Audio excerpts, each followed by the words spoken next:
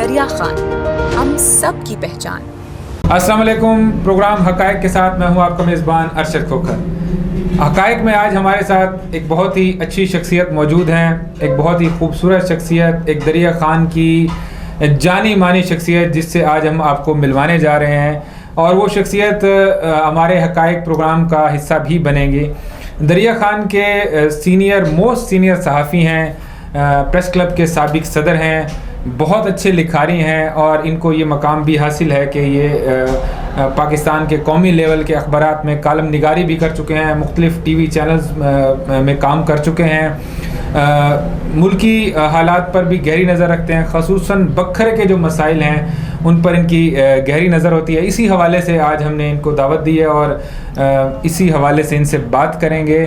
نصیر احمد ناصر صاحب ہمارے ساتھ آج موجود ہیں۔ السلام علیکم نصیر جی وعلیکم السلام ورحمۃ اللہ۔ اچھا، سب سے پہلے میں آپ سے یہ پوچھوں گا کہ تحریک انصاف کی حکومت کے بعد ضلع بکھر کے جو ہمارے سیاسی ہیں، جو ہمارے اراکین اسمبلی ہیں، ان کا کیا مستقبل دیکھتے ہیں آپ؟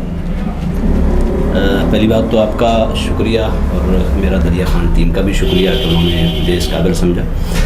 دوسری بات یہ ہے کہ پاکستان کا سیاسی سسٹم جو ہے، اگر ہم اس کو بغور دیکھیں گے، اس کا مطالعہ کریں گے، تو ہمیں یہ بات نظر آتی ہے کہ گزشتہ 70 سال سے چند مخصوص خاندان ہی ہیں جو ملک کی سیاست میں، ملک کے اقتدار پر قابض ہیں، اور چاہے وہ پی ٹی آئی ہو، چاہے نون لیگ ہو، چاہے پیپل پارٹی ہو، چاہے کوئی بھی جماعت آ جائے، یقینی طور پر انہی لوگوں نے ہی اس کے فرنٹ مین کے طور پہ سامنے آنا ہے۔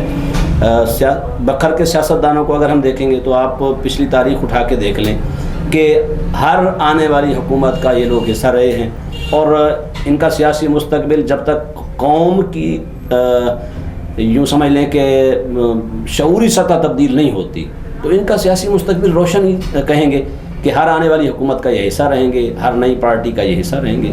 تو میں یہی سمجھتا ہوں کہ جب تک قوم شعوری لیول پہ اپنے آپ کو تبدیل نہیں کرتی تو یہی لوگ ہمارا مقدر بنتے رہیں گے، اور یہی لوگ پاکستان کے حکمران بنتے رہیں گے۔ اچھا، اس میں بے روزگاری میں کافی اضافہ ہو رہا ہے، آپ نے دیکھا ہوگا پچھلے کچھ عرصے سے ترقیاتی کام نہیں ہو رہے، اس کی بنیادی وجہ میں تو یہی سمجھتا ہوں، لیکن ایسی صورتحال میں عوام کیا کرے؟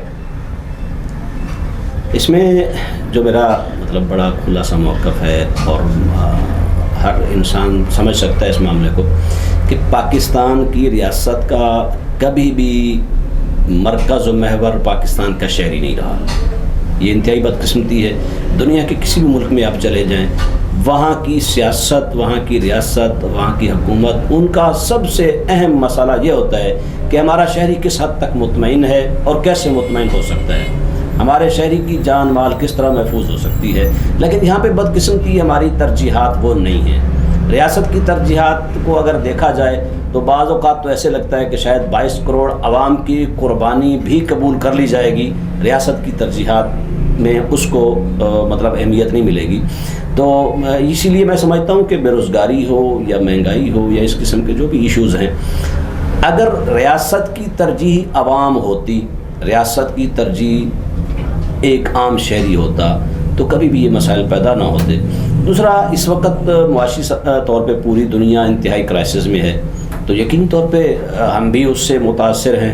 اس کے اثرات جیسے باقی دنیا فیس کر رہی ہے تو ہم نے بھی ان اثرات کو فیس کرنا ہے۔ تو میں نہیں سمجھتا کہ پاکستانی حکومت یا ریاست کا کبھی بھی یہ مسئلہ رہا ہے کہ ہمارے ملک کے شہری زندگی کس طریقے سے گزار رہے ہیں یا ان کے مسائل کا حل کیا ہے۔ وقت گزاری کی پالیسیاں ہیں، ہر لمحے پالیسیاں تبدیل ہوتی ہیں، کبھی کوئی ٹھوس پالیسی ایسی بنائی ہی نہیں گئی کہ جس کا مقصد یہ ہو کہ ہمارے شہری جو ہیں وہ آئندہ نسلوں تک اچھی زندگی گزارنے کے قابل بن سکے۔ ہر ریاست کا یہ مرکزی نقطہ ہوتا ہے منشور کا، دستور کا، کہ اس کا شہری کس طریقے سے محفوظ اور اچھی زندگی گزار سکتا ہے۔ لیکن ہمارے ہاں ایسا نہیں ہوتا۔ ہمارے ہاں یہ ہوتا ہے کہ جو حکمران بنے ہیں ان کی نسلوں کی زندگیاں کس طریقے سے محفوظ بن سکتی ہیں، شہری کی زندگی ان کے لیے کوئی اہمیت نہیں رکھتی۔ اچھا، مہنگائی روز بروز بڑھ رہی ہے، اس میں دن بدن اضافہ ہو رہا ہے، لوگ بہت پریشان ہیں اس حوالے سے، معاشی بحران جو ہے وہ سنگین تر ہوتا جا رہا ہے، تو اس حوالے سے یہ جو بحران ہے، معاشی بحران ہے، آپ کیا دیکھتے ہیں کہ کب تک جو یہ بے یقینی کی صورتحال رہے گی، کب تک اس پر قابو پایا جا سکے گا؟ پہلی گزارش تو میں یہ کروں گا کہ مہنگائی میں ہم حکومت کو قصوروار کسی حد تک قرار دے سکتے ہیں، لیکن 100% اس کا ذمہ دار حکومت کو قرار نہیں دیا جا سکتا۔ اس کی وجہ کیا ہے کہ جیسے کہ معروف اینکر اور کالم نگار حسن نثار صاحب ایک بات کہا کرتے ہیں کہ اس قوم کا سب سے بڑا مسئلہ اس وقت اخلاقیات کا ہے۔ ہم لوگ نام نہاد مسلمان ہیں، ہم لوگ نام نہاد انسان ہیں، ہمارے رویے اور ہمارے کردار جو ہیں وہ اپنے مفادات اور اپنے پیٹ کے ارد گرد گھومتے ہیں، اور ہمیں اس بات سے کوئی غرض نہیں کہ ہماری پالیسیوں سے، ہمارے طریقہ کار سے کتنے لوگ متاثر ہوتے ہیں، کتنے لوگوں کی زندگیاں برباد ہوتی ہیں۔ تو اسی طریقے سے یہ مہنگائی کا بھی ایشو ہے کہ چونکہ حکومتی کنٹرول بدقسمتی سے مشرف دور کے بعد سے مطلب بلکہ مشرف دور سے ہی جو انتظامیہ کا کنٹرول تھا شہروں پر وہ ختم ہو گیا ہے۔ اب ہر جگہ پہ مافیا ہے، ہر جگہ پہ مناپلی ہے، ہر جگہ پہ ان کی اپنی مرضی چلتی ہے۔ انتظامی اداروں میں ایسے کرپٹ اور ایسے بدنیت لوگ شامل ہو گئے ہیں کہ ان کو بھی صرف اپنے مفاد سے غرض ہوتی ہے کہ وہ اپنا حصہ لے کے معاملات کو ویسے کا ویسے چھوڑ دیتے ہیں۔ تو مہنگائی کی سب سے بڑی وجہ جو ہے وہ ہمارا معاشرہ ہے، ہمارے لوگ ہیں۔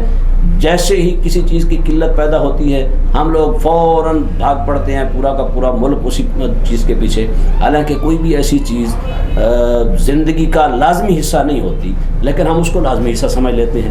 تو ایک تو یہ رویے ہماری مہنگائی کی بڑی وجہ ہیں، اور دوسرا یہ مافیا اور تاجر طبقہ جو ہے وہ بھی اس کا مطلب اہم کردار ہے۔ حکومتی کنٹرول تو ویسے بھی کسی شعبے اور کسی ادارے میں باقی نہیں رہا، تو ہم مہنگائی کے حوالے سے بھی یہی کہہ سکتے ہیں کہ حکومت سے اس کی کوئی توقع رکھنا فضول ہے۔ باقی اس کے تبدیلی کا معاملہ جو ہے یا مہنگائی کے کنٹرول کا معاملہ، تو میں یہ سمجھتا ہوں کہ جب تک ہمارے انتظامی ادارے پرانے ڈگر پہ نہیں آتے، فل پاورز انتظامیہ کو نہیں ملتی، سیاسی مداخلت ختم نہیں ہوتی، اس وقت تک مہنگائی وغیرہ جو ہے یہ کنٹرول کرنا مشکل ہے۔ اچھا نصیر، یہ کرونا جو وبا آئی ہے اس کے بعد آپ نے دیکھا کہ لائف سٹائل بالکل تبدیل ہو گیا ہے۔ آپ پوری دنیا کا دیکھیں یا پاکستان کے اس حوالے سے یا ہمارے اپنے علاقے میں ہم دیکھیں کہ لائف سٹائل بالکل تبدیل ہو گیا ہے۔ آپ کیا دیکھتے ہیں کہ زندگی دوبارہ معمول پر واپس آ جائے گی یا ہمیں اسی لائف سٹائل میں آگے بڑھنا ہوگا؟ اس میں تو خیر کوئی حتمی رائے نہیں دی جا سکتی، کیونکہ کرونا وبا کا جو پس منظر ہے وہ کچھ عجیب سا ہے۔ ابھی بھی بہت سارے شک و شبہات ہیں جو اس حوالے سے پائے جا رہے ہیں۔ اب یہ ترجیحات WHO طے کرے گا یا ہماری حکومتیں طے کریں گی کہ انہوں نے کرونا کو کب ختم کرنا ہے یا کب تک چلانا ہے۔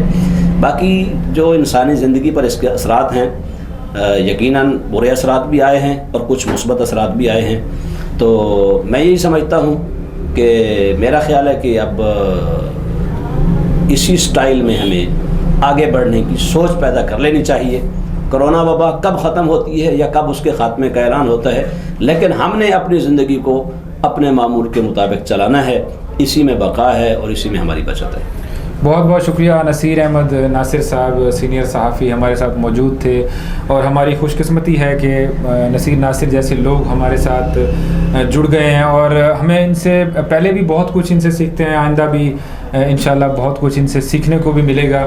اور اس حقائق پروگرام میں ہم بہت سارے موضوعات کے ساتھ آپ کے ساتھ حاضر ہوں گے۔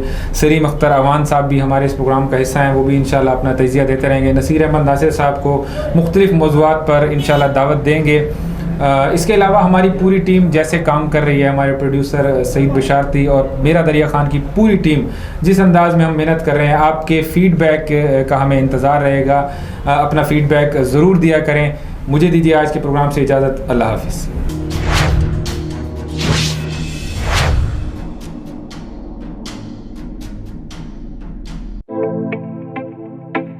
دیکھتے رہیے میرا دریا خان، ہم سب کی پہچان۔